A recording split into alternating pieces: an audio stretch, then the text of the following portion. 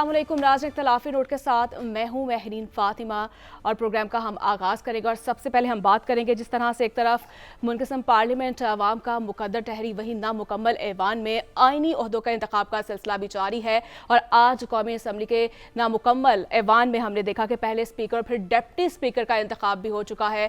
मुस्लिम league नून के रहनुमा है सरदार अयाज सादिक स्पीकर, जबकि पीपल्स पार्टी के सैयद गुलाम मुस्तफ़ा शाह जो हैं वो डिप्टी स्पीकर मुंतखब हो चुके हैं। तो वहीं पार्लियामेंट में आमिर डोकर ने इजहार ख्याल किया और उन्होंने इलेक्शन को ऑक्शन से ताबीर भी की है। इसके साथ साथ उन्होंने बड़ेपन का मुजाहरा करते हुए नौमुंतखब स्पीकर सरदार अयाज सादिक से अपना किरदार अदा करने की भी उन्होंने पेशकश की है। और इसके बाद जिस तरह से नाज़रीन हमने कल मनासिर देखे कौमी असम्बली में, और आज भी क्या अगर यही मनासिर रहे तो हुकूमत कैसे चलेगी, इसी पर अपने पैनलिस्ट की हम राय भी जानेंगे। अदिल, मैं आपसे प्रोग्राम का आगाज़ कर रही हूँ। जिस तरह से हम देख रहे हैं पार्लियामेंट में हुकूमत साजी का मरहला तो बज़ाहिर आसान दिखाई दे रहा है, क्या हुकूमत चलाना भी इतना आसान होगा?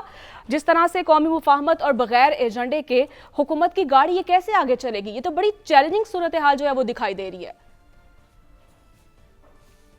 देखें, हुकूमत बहुत स्मूथली आगे चलेगी। जब हुकूमत साजी हो जाएगी ना, जिस तरह पंजाब में होगी, और आप देख रहे हैं कि मरियम नवाज साहिबा किस तरह अवामी इशूज़ को आगे लेके चल रही हैं, मीटिंग्स बुला रही हैं, वहाँ पर आपको ऐसे मनाजर नहीं देखने को मिल रहे। ये जो इशू है, ये जो कौमी असम्बली में जो शोर शराबा है, ये जब बानी पीटीआई ने जब हलफ लिया था, जब वो नामजद हुए थे प्राइम मिनिस्टर, और उन्होंने उसके बाद वो जो इलेक्शन हुआ और उन्होंने अपनी एक स्पीच की थी, तो इससे ज्यादा शोर शराबा था।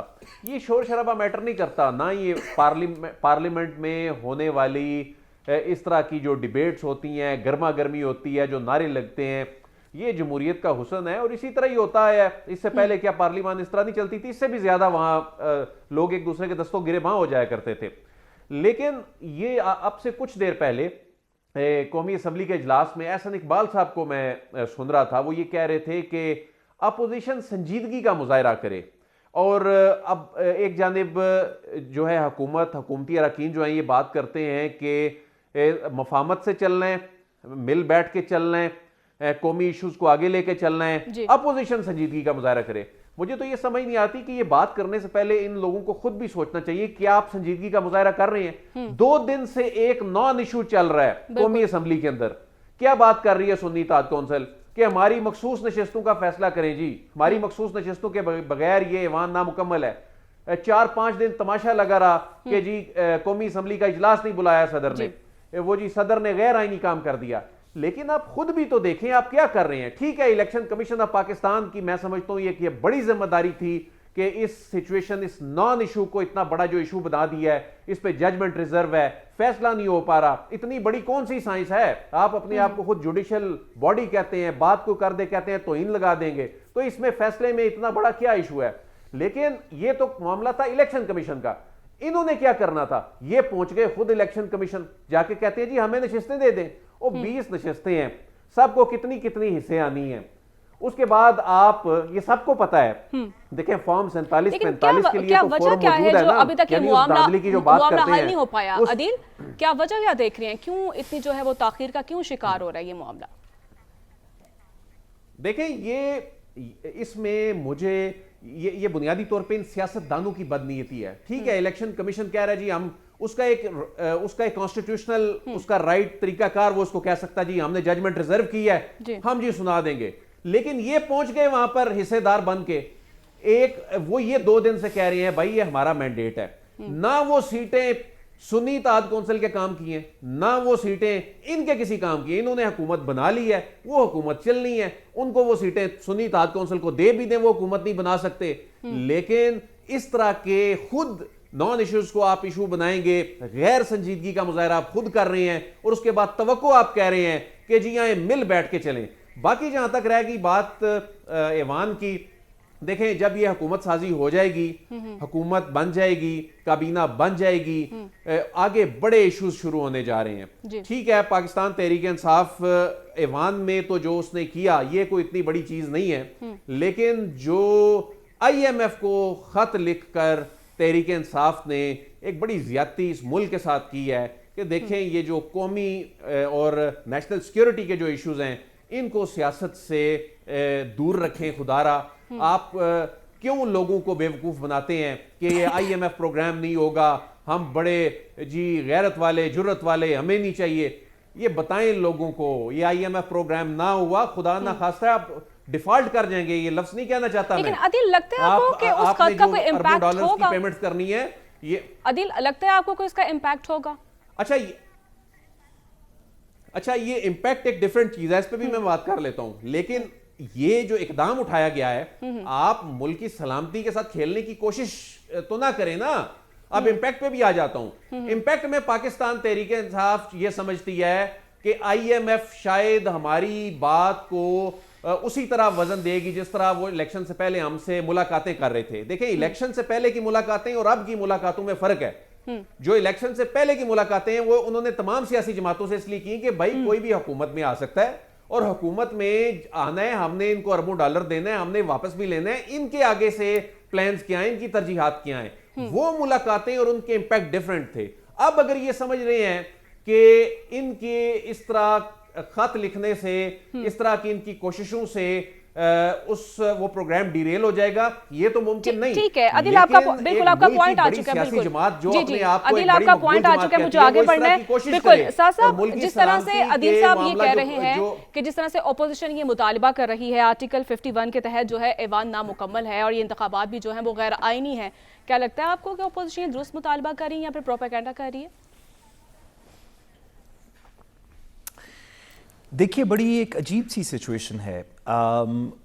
صرف اپوزیشن نہیں بلکہ دیگر جماعتیں بھی الیکشن کے اوپر تو سوال اٹھا رہی ہیں, لیکن الیکشن کے اوپر سوال اٹھاتے ہوئے جو اس کا کانسیکوینس ہے, سب لوگ اس بات کے اوپر تو تقریباً متفق ہیں. اب ہم نے تمام پولیٹیکل پارٹیز کی طرف سے دیکھ لیا کہ ایک حلقے میں کہتا ہے ہلکی دھاندلی ہوئی ہے یا الیکشن ہی ٹھیک ہوا, کوئی دوسرے میں کہتا ہے, کوئی تیسرے میں کہتا ہے, اور ایک پولیٹیکل پارٹی اکراس پاکستان کہہ رہی ہے کہ اکراس پاکستان یہ کیا گیا ہے.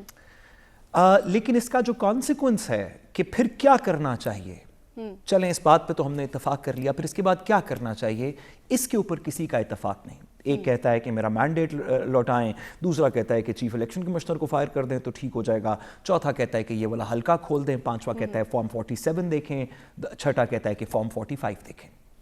یہ جو کانسیکوینس کے اوپر کنسنسس نہیں ہے, یہ سیاستدانوں نے کسی طریقے سے خود بنانا ہے.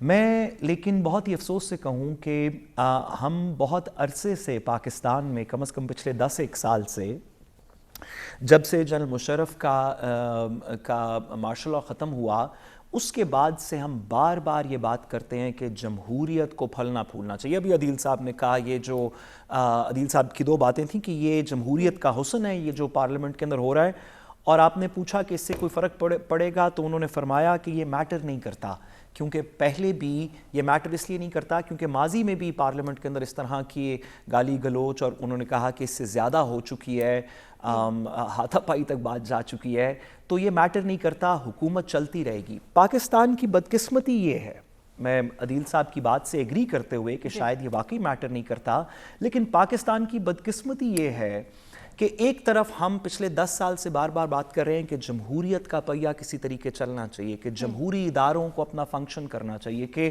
جمہوری فورمز جن میں پارلیمنٹ سب سے بڑا فورم ہے اس کے اوپر عوام کی کوئی بات ہونی چاہیے. اور ساتھ ہی ساتھ یہ بات بھی درست ہے کہ اس سے کوئی فرق نہیں پڑتا کہ پارلیمنٹ میں کیا ہو رہا ہے. جیسے عدیل صاحب نے کہا میٹر نہیں کرتا, یہ بات میٹر نہیں کرتی کہ پارلیمنٹ کے اندر کیا ہو رہا ہے. تو اگر پارلیمنٹ کے اندر کیا ہو رہا ہے یہ میٹر نہیں کرتا کہ کون گالی دے رہا ہے, اس سے بھی کوئی فرق نہیں پڑے گا. حکومت کو سب مل بیٹھ کے آگے کام کریں گے تو بھی حکومت کو فرق نہیں پڑے گا. عمران خان صاحب کے خلاف تقریر ہو رہی تھی تو بھی ان کی حکومت کو فرق نہیں پڑا.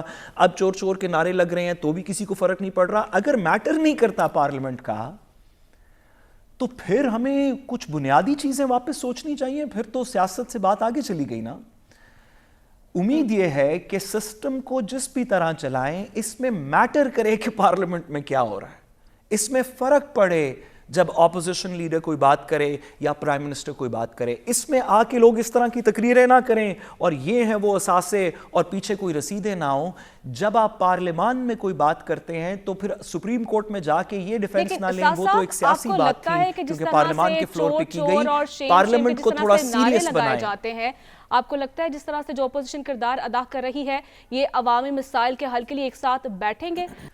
मैडम मेरा ख्याल है कि हमें सवाल उस तरह के करने चाहिए जिसमें से कोई बात मैं आपसे कह दूंगा कि मुझे नहीं लगता, तो इससे क्या फ़र्क पड़ेगा, कोई बात आगे की चलाए ना। मुझे क्या लगता है या हम सब क्यासा राई क्या कर सकते हैं कि अगर वाकई कल सुबह सूरज मशरिक से की जगह मगरिब से निकल आए और नवाज शरीफ साहब और इमरान खान साहब क्या इकट्ठे मिल बैठेंगे, तो ये बातें तो मेरा ख्याल है कि सिर्फ हवाई बातें हैं। असल बात ये कि इस सिचुएशन में से कैसे निकलना है। गुजारिश ये है कि पार्लियामेंट की तौकीर कोई और नहीं करवाता, पार्लियामेंट खुद करवाती है।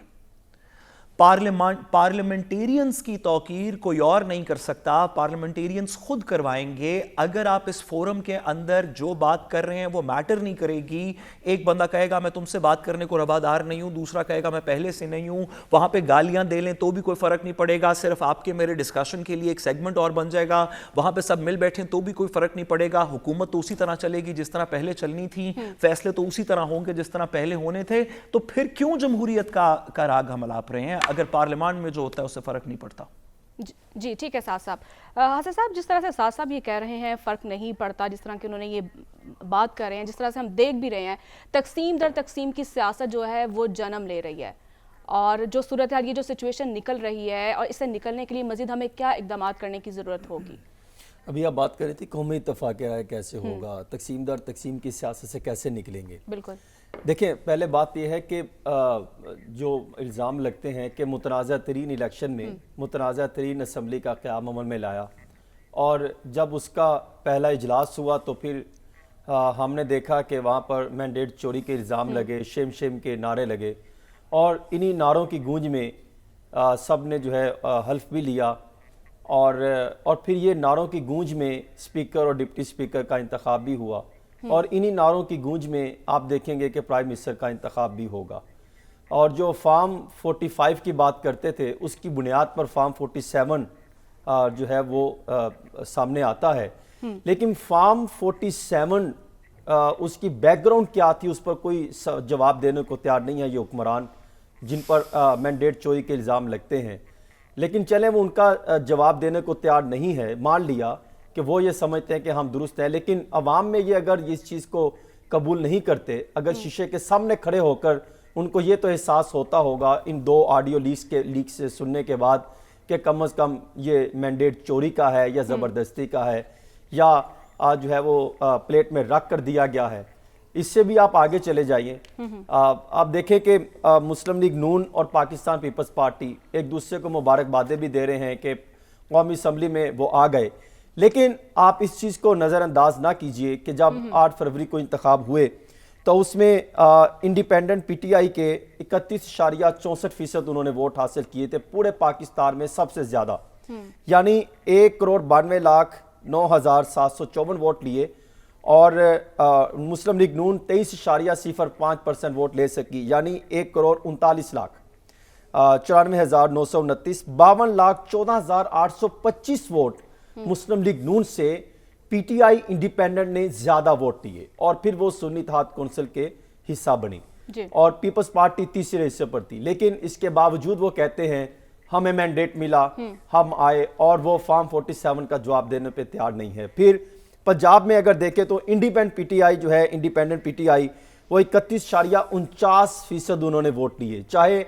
मुस्लिम लीग नून की हुकूमत बनी, और मुस्लिम लीग नून के 30.8% वोट है। अगर इनका फ़र्क देखा जाए तो 2,57,618 वोट पंजाब में भी जो है वो इंडिपेंडेंट पीटीआई ने वोट लिए, फिर भी मुस्लिम लीग नून की हुकूमत है और एक मजबूत हुकूमत उनकी बनती दिखाई दी, हमने देखा। मसला यह है कि आपने मैंडेट चोरी किया या नहीं किया, आप 47 का जवाब देना चाहते हैं, नहीं देना चाहते, आप ज़बरदस्ती की कैबिनेट बना लें, हुकूमत में आ जाए, मामला चलाने लगे, तो क्या अवाम के लिए मसाइल हल करने पर फोकस होगा? हम इससे आगे जाके देखें तो क्या ये मैंडेट चोरी, डाकू, शेम के नारों में आपकी परफॉर्मेंस कहां स्टैंड करेगी? बिल्कुल।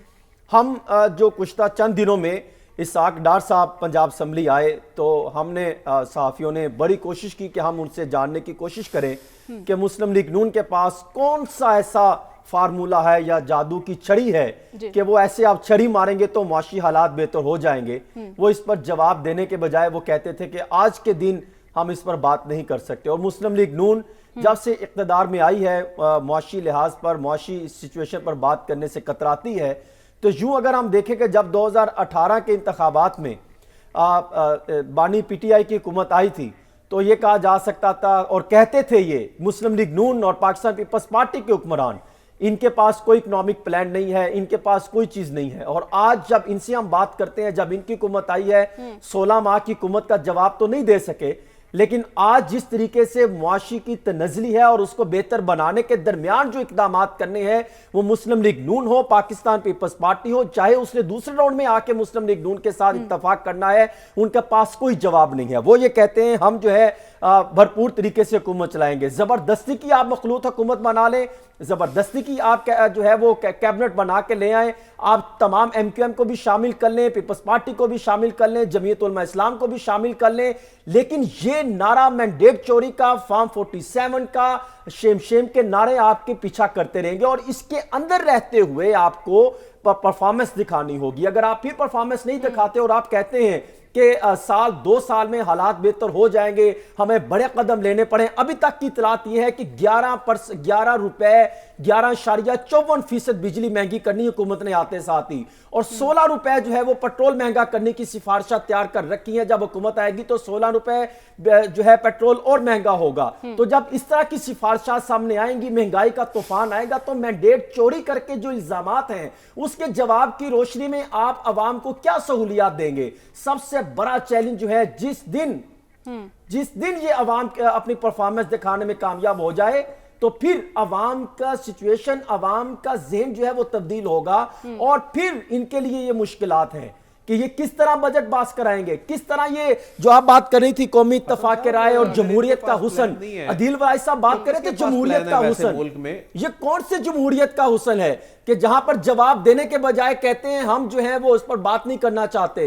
یہ ایوان میں جوابات دینے کے لیے بنائے گئے ہیں، ایوان میں ڈسکشن کے لیے جو ہے یہ جو ایوان ہے، یہاں پر عوامی مسائل کا حل ہونا چاہیے. یہاں پر کوئی معاملہ حل کرنے پر فوکس نہیں کرتا. ماضی میں 16 ماہ کے مہینے میں 16 ماہ میں جو حکومت رہی ہے، کیسز معاف کرائے، جو ہے وہ بے شمار الزامات لگے. ابھی اس کے آڈٹ رپورٹ آپ کھول کے دیکھیں، آپ کو کروڑ اربوں روپے کے کرپشن کے مبینہ باضابطگیوں کے الزامات ہیں. وہ معاملہ سامنے آئیں گے. انہوں نے 75 رکنی کیبنٹ بنائی، اب وہ پارٹ 2 آئے گا، پھر عوام کو نہیں دیں گے، پھر یہ کہیں گے کہ جناب اب یہ حالات بہتر نہیں ہو رہے. کیونکہ جس کی عدیل رائے صاحب بات کر رہے تھے کہ وہ جو دوسری جماعت ہے وہ اختلافات کا، بھائی انہوں نے تو الزامات لگانے ہیں. اگر آپ اکٹھے ہو کے آئے ہیں، ان کو جواب دے پرفارمنس سے. آج ان کو یہ چاہیے تھا کہ وہ مل بیٹھ کے یہ بات کرتے شہباز شریف صاحب کہ ہمارے پاس یہ معاشی پلان ہے، ہم لے کر آئیں گے، ہم فوکس کریں گے، ہم تمام جو ہے اپوزیشن آ کے بیٹھے ہم فوکس کریں گے. آپ کا پوائنٹ آ چکا ہے. بالکل عامر ڈوگر صاحب نے فارم 45 بات کرنا چاہتا ہوں میری. جی عدیل، یہ میں یہاں ایک بات کرنا چاہتا ہوں. جی حسن صاحب بھی کہہ رہے ہیں، سعد صاحب بھی اکثر بات کرتے ہیں، ہم بھی یہاں بیٹھ کے ایک بات کر دیتے ہیں کہ جی پلان کوئی نہیں ہے کسی کے پاس. حقیقت بتانی چاہیے نا، عوام کو حقیقت بتانی چاہیے. او بھائی کس کے پاس پلان ہے؟ جو جماعت کہتی ہے میں سب سے زیادہ مقبول ہوں، اور واقعی وہ مقبول ہے، کیا اس کے پاس اکنامک پلان ہے؟ ان کے پاس کون سا اس وقت معاشی ٹیم چلانے والا بندہ ہے؟ ایک بندہ بھی نہیں ہے. ایک وہ اسد عمر صاحب کی بات کرتے تھے، وہ بھی سب کے سامنے ایکسپوز ہو گئے، اب تو وہ بھی نہیں ہے.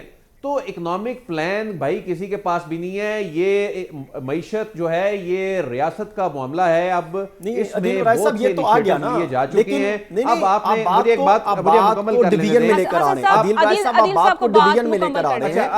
آپ اس لائن کو ٹو کریں، وہ اس پوزیشن کو دیکھیں جو حقیقت سے یہ ہے. اکنامک پلان مثال کے طور پہ حکومت بن گئی، حکومت بن رہی ہے، کیا ہوگا؟ او بھائی آئی ایم ایف کے پاس جانا ہے، کوئی آپشن نہیں ہے، اور ٹیکس لگانے پڑیں گے، بجلی مہنگی کرنی پڑے گی. تلخ حقیقت ہے. میں بڑی غیر مقبول بات کر رہا ہوں. یہ میڈیا پہ بیٹھ کر اس طرح بات کرنا کہ بھائی ٹیکس لگانے پڑیں گے، بجلی مہنگی کرنی پڑے گی، یہ بات کرنا بہت مشکل ہے. یہ بات کرنا بہت آسان ہے کہ جی نہیں لگنا چاہیے، عوام کو ریلیف دے. کہاں سے دیں گے؟ اس وقت کی سچویشن یہ ہے کہ بھائی آپ کا سروائیول کا مسئلہ ہے، سروائیو کرنا ہے، اور آپ نے اپنی سیاست کے چکر میں ملک کو اس نیج پہ پہنچا دیا ہے کہ کوئی سرمایہ کاری کرنے کو تیار نہیں ہے. اس نیج پہ پہنچا دیا ہے کہ لوگوں نے آپ نے کہہ کے ڈیفالٹ ملک ڈیفالٹ کر جائے گا. رئیسی کسر چلے آپ بھی کچھ سیکھ لیتے. رئیسی کسر آئی ایم ایف کو خط لکھ کے کر دی ہے، او بھائی یہ قومی سلامتی کے معاملات ہیں, یہ صرف یہ نیشنل سیکیورٹی سے ہٹ کے ایک عام آدمی کا بھی معاملہ ہے. اس میں لوگوں کو خدا نخواستہ آپ لائنوں میں لگ کے جس طرح وہ لیٹر پیٹرول ملے گا سری لنکا کی طرح, خدا نخواستہ ایسے مناظر دیکھنا چاہتے ہیں؟ اگر دیکھیں یہ کہنا بہت آسان ہے, پی ڈی ایم حکومت نے 16 ماہ میں کیا کیا, وہ ان کے غیر مقبول فیصلے تھے, لیکن اس میں کوئی شک نہیں ہے کہ بھائی آپ ڈیفالٹ سے بچے ہیں, آپ نے آگے بھی ڈیفالٹ سے بچنا ہے, تلخ فیصلے کرنے ہیں, آپ نے پرائیویٹائزیشن کرنی ہے. جب آپ پرائیویٹائزیشن کر رہے ہوں گے, میں اور آپ یہاں بیٹھ کے کہہ رہے ہوں گے دیکھیں جی یہ اثاثے بیچ دیے, یہ ان کی پرفارمنس تھی. حقیقت بتانا چاہیے, حالات بہت مشکل ہیں, مشکل اور بڑے فیصلے کرنے ہیں, اور اس کے بغیر اب چارہ کوئی نہیں ہے. جی ٹھیک ہے, کوئی بالکل چارہ نہیں ہے. سعد صاحب آپ کی طرف آؤں گی. جس طرح سے حسن صاحب بھی یہی بات کر رہے ہیں اور جبکہ عدیل صاحب بھی یہی بات کر رہے ہیں, نئی پارلیمنٹ ہے, مسائل ہمارے وہی پرانے ہیں اور چہرے بھی پرانے ہیں, کیا دیکھ رہے ہیں, کوئی نئی تبدیلی آئے گی اس نئی پارلیمنٹ کے ذریعے؟ دیکھیے میں عدیل صاحب کی بات سے پرنسپلی تو ایگری کرتا ہوں کہ شاید کسی کے پاس بھی پلان نہیں ہے. کسی کے پاس بھی پلان اس وجہ سے نہیں ہے کہ ہماری اور کسی کے پاس میں ہم سیاست کی بات کر رہے ہیں. ہم نے دیکھا کہ اس وقت تک اکنامک پلان جتنا بھی تھوڑا بہت نظر آ رہا ہے وہ ریاست کا نظر آ رہا ہے, جس میں SIFC ہے, ایگریکلچر ہے, دیگر اس طرح کی جو ہماری ریاست کے انیشیٹوز ہیں اس کے اندر پھر بھی کچھ دم نظر آ رہا ہے, لیکن سیاسی طور پہ کسی کے پاس پلان نہیں ہے. میں عدیل صاحب کی بات سے ایگری کرتا ہوں جی. لیکن اگر اس بات کا مفروضہ یہ مان بھی لیا جائے کہ نہ صرف کہ PDM کے پاس یہ پلان نہیں ہے بلکہ تحریک انصاف یا سنی اتحاد کے پاس بھی یہ پلان نہیں ہے, اور اگر ان کے پاس کوئی ماضی میں اس طرح کے چند بندے تھے تو وہ اب موجود نہیں رہے, اس بات کو اگر تسلیم بھی کر لیا جائے تو ایک پوچھنے والی بات یہ ہے کہ پھر بھی اگر ان کے پاس کوئی بندہ نہیں ہے اور آپ کے پاس وہ سارے بندے ہیں, تو آپ کے پاس وہ بندے ہیں جو یہاں تک پہنچانے میں پچھلے 30-40 سال میں انہوں نے 4-5 دفعہ اپنا رول ادا کیا. سوال یہ نہیں ہے کہ کیا فلاں شخص کو, کیا PTI کو یہ گورنمنٹ دے دینی چاہیے, یا وہ اگر ان کو دے دیں گے تو وہ پتہ نہیں کون سی دودھ کی نہریں لے آئیں گے جو یہاں پہ نہیں آ رہی. ہم کہتے ہیں کہ یہی حکومت ہو, لیکن کیا جب آپ جانتے ہیں کہ اسحاق ڈار صاحب سے اکانومی نہیں سالو ہوئی, انہوں نے پہلے 4-5 دفعہ کوشش کر لی, آپ نے ان کے پچھلے 16 مہینے دیکھ لیے, تو کیا پھر بھی وہی واپس آئیں گے ہمارے آپ نے سندھ کے اندر ان کے فائنانس منسٹر کی شرجیل میمن صاحب کی آپ نے کاوشیں دیکھ لیں, آپ نے شہباز شریف صاحب کا وزیر اعظم دیکھ لیا. بھائی چلیں ٹھیک ہے کسی اور کو نہ دیں, لیکن کم از کم یہ تو کریں کہ جن لوگوں کو آپ ایک سے زیادہ دفعہ ٹرائی کر چکے ہیں ان کے علاوہ کسی کو یہ قلم دان دے دیں, ان کے علاوہ کسی کے اوپر تھوڑا سا آپ ایگری کر لیں. اگر میں اور عدیل صاحب یہاں پہ روز بیٹھ کے ہم بات کریں اور ایونچولی ہمیں فائر کر دیا جائے کیونکہ ہم بات صحیح نہیں کر رہے یا ہماری وجہ سے چینل ٹھیک نہیں چل رہا, اور پھر واپس دوسری دفعہ کچھ عرصے بعد کر لیا جائے, پھر تیسری دفعہ, تو عدیل صاحب مجھے بتائیے چوتھی دفعہ جب آپ اسی جاب کے لیے واپس اپلائی کریں گے اسحاق ڈار صاحب کی طرح, تو آپ سے کیا کہا جائے گا؟ تو بھائی بتائیں نا کس کو آنا چاہیے, آپ بتا دیں کہ بھائی اس کے پاس ٹیم ہے. وہ کہہ رہے ہیں عدیل صاحب میں بڑی سمپل سی بات کر رہا ہوں, میں آپ سے بڑی سمپل سی بات کر رہا ہوں کہ آپ ایسے کیجئے اپنے ہی چاہنے والوں میں سے کوئی نیا بندہ جس کے پاس کوئی نئی سوچ ہو, جو کوئی نیا آئیڈیا دے سکتا ہو. شاید وہ نیا آئیڈیا بھی نہ چلے, شاید وہ بھی نہ چلے, لیکن کم از کم وہ آئیڈیاز, وہ لوگ جنہوں نے کھوکھلی کر دی ہماری اکانومی پچھلے 31 سال کے اندر, خدا کا واسطہ ہے ان کے علاوہ کسی سے پوچھ لیں, نہ پوچھیں میرے سے, نہ پوچھیں ہم میں سے کسی اور سے, اپنے چند لوگوں میں سے کوئی نیا آئیڈیا تو پوچھ لیں. ایسے تو نہ ظلم کریں کہ بالکل ہی جو آئیڈیا 4-5 دفعہ پہلے فیل ہو چکا ہے اس کو واپس ٹرائی کریں. نئے آئیڈیاز کچھ آئے ہیں نا, جی عدیل بالکل حسن صاحب سے بھی پوچھ لیتے ہیں کی صورت میں آئے, عدیل بھائی صاحب جو بات کر رہے ہیں نئی آئیڈیا, اس میں فارن انویسٹمنٹ کی یہ ماڈلز بنے تو ہیں نا, اس پہ امپلیمنٹیشن ہونی ہے. ایک فیز PDM کا گزرا, اس کے بعد نگران دور آیا, اس کی عدیل بھائی صاحب میری بات سنیں. اب ظاہر ہے یہ ساری سچویشن, کوئی خدا کا خوف کریں, دیکھیں نئے ماڈل کس نے بنائے ہیں, آپ وہ ماڈل کی بات کر رہے ہیں کہ 16 ماہ کی حکومت میں کون سا نیا ماڈل اب تک انہوں نے تشکیل دیا, سوائے SIFC والا پروجیکٹ آپ بالکل سائٹ پر رکھ دیں, آپ صرف سیاست دانوں پر فوکس کریں. 2018 میں کیا کیا, 2013 میں کیا کیا, 85 प्रोजेक्ट शुरू हुआ, उनके दौर में कब कब क्या हुआ और आज ये क्या करने जा रहे हैं। इनका मंशूर उठा के आप देख लीजिए, आपको एक नया पॉइंट नहीं मिलेगा। पुराने वाले किससे लैपटॉप देंगे, फलां काम करेंगे, बनाएंगे, ये इनको चाहिए था। ये प्रोजेक्ट लेकर आते, उसका रोड मैप देते, जिसकी हम बात कर रहे थे। रोड मैप इनके पास नहीं है, इनके आपके पास मसाइल इनके पास नहीं है, सिर्फ हल बताएं भाई। तो फिर आप किन की बात करें, तो हल तो इनको बताना चाहिए सियासतदानों को। इनके पास हल नहीं है, तो ये कौन से प्रोजेक्ट की बात, इसीलिए तो मैं कह रहा हूं इनके पास कोई हल नहीं है। देखिए इस वक्त जो ऐवान बना है असेंबली में, 45% जिम्मेदार है इस टाइम कौमी असेंबली के जो है इस ऐवान में, और 36% ताजर है। मुझे ये बताएं कि ये अवामी मसाइल हल करने पर फोकस करेंगे, और इनमें ज्यादातर जो है वो मुस्लिम लीग नून और पाकिस्तान पीपल्स पार्टी का हिस्सा है। तो आप इनसे कह रहे हैं कि ये अवामी मसाइल हल करेंगे। आप पता नहीं कौन सी दूध और शहद और ख्वाब की नहरें बहती देख रहे हैं उस ख्वाब में कि ये आएगी हुकूमत और मामला बेहतर करेगी। भाई खुदा का खौफ है, बस कर दें, अवाम के मसाइल पे बात करें। अब इन हुक्मरानों को चाहिए, ये प्राइम मिनिस्टर जो मुस्तकबिल में बनने आ रहे हैं, नवाज शरीफ साहब जो बाहर बैठ के लंदन में बातें करते थे कि इनको अवामी मसाइल पर फोकस करना चाहिए। 2018 के इनके बयान उठा के देखें, इसहाक साहब के बयान उठा के देखें, मेरे पास प्रॉपर रिसर्च पड़ी है। मुस्लिम लीग नून हो, पाकिस्तान पीपल्स पार्टी हो, इनके लंबे लंबे बयान थे, प्रेस कॉन्फ्रेंस करते थे, महंगाई मार्च करते थे। आज इनके पास कोई प्लान मौजूद नहीं है। हसन साहब और अदील साहब, मुझे ब्रेक की जानी पड़ना है, वक्त मेरे पास कम है। क्रिटिकल टाइम की बात हो रही थी, दूध और शहद की नहरों की बात ही नहीं हो रही, यहाँ तो बात हो रही है आगे मुश्किल फैसले करने हैं भाई। वो तो होने हैं, ठीक है। रोड मैप क्या है? दूध और शहद की नहरें तो कोई भी नहीं आ सकता। बिल्कुल, हमें विफाक के बाद पंजाब पर भी बात करनी है नाज़रीन, और विफाक के बाद पंजाब में क्या मॉडल है। अभी तक जो है काबीना के जो नाम है वो सामने नहीं आ सके, इसी पर हम बात करेंगे एक छोटी सी ब्रेक के बाद। Stay with us.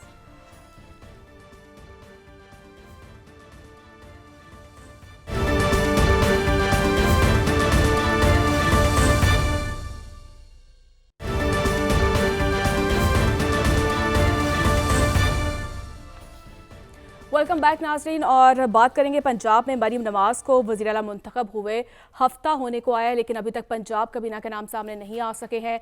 जबकि मरीम साहिबा ने आज रमज़ान पैकेज का भी ऐलान किया है, और उन्होंने 1 महीने में जो है पूरे पंजाब की सफाई सुथराई का भी हुक्म दिया है। और अगर बात की जाए दूसरी तरफ तो खैबर पख्तूनख्वा में अली अमीन गंडापुर ने भी हल्फ उठा लिया है, और उन्होंने खुद को एहतसाब के लिए भी पेश किया है। इसी पर हम बात कर लेते हैं। हसन, क्या देख रहे हैं आप, क्या वजह क्या है? मरीम साहिबा तो काफ़ी एक्टिव दिखाई दे रही थी, लेकिन कहाँ पर डेडलॉक बरकरार है? अभी तक पंजाब काबीना के क्यों नाम सामने नहीं आ सके? देखिए, मैं ये समझता हूँ कि इसमें मरीम नवाज शरीफ साहिबा जो हैं, जो बातें की जाती थी कि शायद ये वज़ीर आला पंजाब बनेंगी तो काम करने से कतराएंगी, कोई इख्तिलाफात होंगे। अभी तक तो कोई ऐसा इख्तिलाफ सामने नहीं आया, और ब्यूरोक्रेसी को साथ लेकर चल रही हैं, और ब्यूरोक्रेसी भी भरपूर तरीके से काम कर रही है। और मरीम नवाज अमली तौर पर भी मैदान में हैं, विज़िट भी कर रही हैं, इजलास भी कर रही हैं, रोज़ाना 7 से 8 जो इजलासों की सदारत भी कर रही हैं, अवामी इश्यूज़ पर भी फोकस कर रही हैं, ब्रीफिंग भी 2-2, 3-3 घंटे की ले रही हैं, और पहले भी वो लेती रहीं।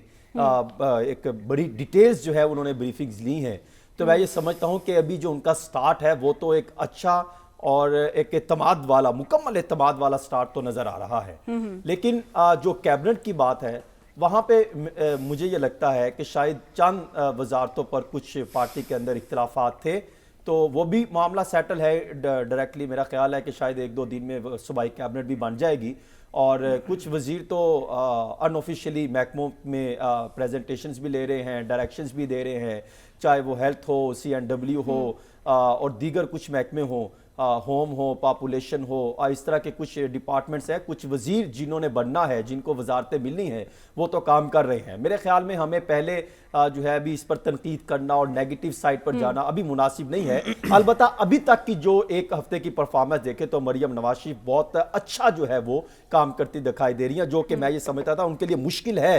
हो सकता है उनका आइंदा चल के आगे जाके कोई चीज़ें सामने आए और फिर वो फैसले वो देखना पड़ेगा वो कैसे लेते हैं, अलबत्ता मुश्किल होगा। लेकिन खैबर पख्तूनख्वा के वज़ीर आला की तरफ अगर फोकस करें तो मैं ये समझता हूँ उनका जो तर्ज अमल है, जारहाना तर्ज अमल, वो अवाम के लिए इंतहाई ख़तरनाक होगा, क्योंकि आप 90% वफाक के सर पर आप जो है वो खैबर पख्तूनख्वा चलते हैं। वहाँ के माशी हालात इंतहाई ख़तरनाक है, माली हालात ख़तरनाक है, सेहत के हालात ख़तरनाक है, माली हालात ख़तरनाक है, तालीम के हालात ख़तरनाक है। वहाँ पे बेशुमार मसाइल हैं। अगर हालात ख़राब हो गए तो आज मेरी ये बात लिख कर रख लें تو یہ علی امین گنڈاپور صاحب کی وجہ سے جہاں پر عوام کے مسائل پیدا ہوں گے وہاں پہ پھر گورنر راج کی طرف حالات بڑھ جائے گا اور عوام پھر تسلیم کرے یا نہ کرے. ٹھیک ہے, حالات جو ہے وہ کئی اور ملک کی طرح ان کو چاہیے میانہ روی پالیسی بنائیں اور اپنے لیڈر کے لیے بھی مثبت پوزیشن راستہ کھولیں. پنجاب کے ساتھ بھی یہاں سے گندم کا معاملہ بھی ان کے ساتھ اٹیچ ہوگا. اسی پر ہم عدیل سے بھی بات کر لیتے ہیں. عدیل, کیا دیکھ رہے ہیں آپ؟ جس طرح سے حسن بھی کہہ رہے ہیں علی امین گنڈاپور کی مزاحمتی سیاست سے کیا عوام کو فائدہ ہوگا؟ جی نقصان ہوگا. دیکھیں میں سمجھتا ہوں کہ پنجاب کے اندر چونکہ ایک کمپٹیشن ہے نا, جو بھی چیف منسٹر آتا ہے اس نے پہلے سے بہتر پرفارم کر کے, مثلا 2-3 کی ہم مثال ہمیشہ دیا کرتے ہیں. جس طرح مریم صاحبہ اس وقت جو جسچر دے رہی ہیں, جس انداز میں جو آپٹکس ہیں اس ساری سچویشن میں, اور وہ کیا 3-4 دن سے کیا اسٹیبلش کر رہی ہیں, وہ عوامی ایشوز پہ بات کر رہی ہیں, بیوروکریسی کو سامنے بٹھایا ہوا ہے, ان کو ہدایات دے رہی ہیں, مجھے کہیں پر کوئی ایک بھی گھڑا نظر نہ آئے, میں خود محلے میں جاؤں گی. اچھا یہ چیزیں ہوتے تو ظاہر ٹائم لگے گا, لیکن یہ جسچر بڑا زبردست ہے اور اس کا الٹیمیٹلی بینیفیشری اس کی عوام ہی ہے. مثلا رمضان ریلیف پیکج کی بات ہونے لگ پڑی ہے. اب ہم کے پی کی بات کرتے ہیں. اب کے پی میں مسئلہ یہ ہے, دونوں اگر ہم چیف منسٹر کا کمپیریزن کریں نا, دونوں میں فرق کیا ہے. دیکھیں مریم نواز صاحبہ پارٹی کی خود کرتا دھرتا ہیں, جبکہ علی امین گنڈاپور صاحب جو ہیں ان کو انسٹرکشن لینی پڑتی ہے.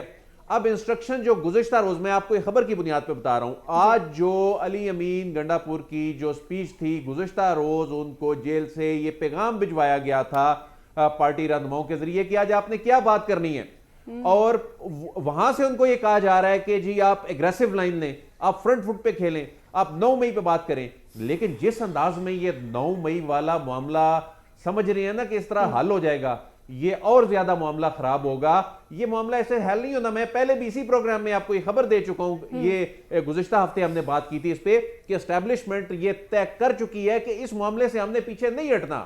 اس معاملے پہ 9 مئی والا جو معاملہ ہے, اس سے 1 انچ بھی پیچھے نہیں ہٹنا. اس میں جو ذمہ داران ہیں, اس میں جو فیسیلیٹیٹر ہیں, اس میں جو پلانرز ہیں, وہ قانون کے تحت منطقی انجام کو انہوں نے پہنچانا ہے. یہ ریاست طے کر چکی ہے. تو ایسے میں آپ یہ کہیں 1 ہفتے میں ہم یہ کر دیں گے وہ کر دیں گے, تو اس میں الٹیمیٹلی آپ کیا کریں گے؟ تصادم کی جانب جائیں گے. تصادم کی جانب جائیں گے, آپ عوام کو سڑکوں پہ لے کے آنے کی کوشش کریں گے, تو عوام کو تو کچھ نہیں ملنا. ٹھیک ہے عادل, یعنی ٹھیک ہے جس طرح سے آپ کہہ رہے ہیں کہ ایک اگریسو لائن کو جو ہے وہ چوز کیا جائے گا, اور تصادم کی یقیناً جو پالیسی بڑھتی ہوئی وہ دکھائی دے رہی ہے. اسی پر ہم بات کریں گے ناظرین, لیکن ایک چھوٹی سی بریک کے بعد آپ ہمارے ساتھ رہیے گا.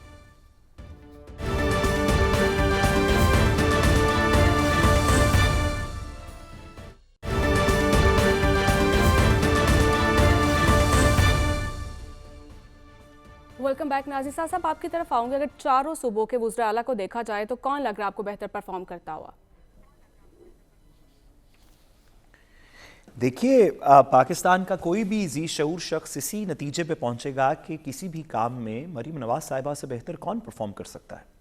یہ تو وزیر اعلیٰ کی بات ہے. کوئی بھی اور اگر آپ انہیں دے دیتی رسپانسبلٹی یا پوسٹ, تو ان سے بہتر تو کون پرفارم کر سکتا ہے.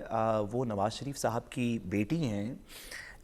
یہ کوالیفیکیشن کافی ہے ان کو کسی بھی فیلڈ میں سب سے آگے رکھنے کی. اگر ان کا اپنا کوئی ایکسپیرینس اس میں نہ بھی ہو تو مجھے یقین ہے پاکستان کے دیگر تمام لوگوں کی طرح جو ذی شعور ہیں, جو حب الوطن ہیں, کہ مریم نواز صاحبہ سے بہتر تو کوئی کام نہیں کر سکتا. تو آپ کے سوال کو مجھے تو پوچھنے کی منطق بھی سمجھ نہیں آئی, کیونکہ اس کے علاوہ اس کا کیا جواب ہو سکتا ہے. ٹھیک ہے, مجھے لگا آپ کہیں گے علی امین گنڈاپور, اس لیے میں نے آپ سے یہ سوال کیا تھا. اسد صاحب, جو پروگرام کا وقت ہے وہ ختم ہو چکا ہے, تو اس کے ساتھ ہی ناظرین مجھے اجازت دیجیے. کل پھر آپ سے ملاقات ہوگی اللہ نے کے بعد.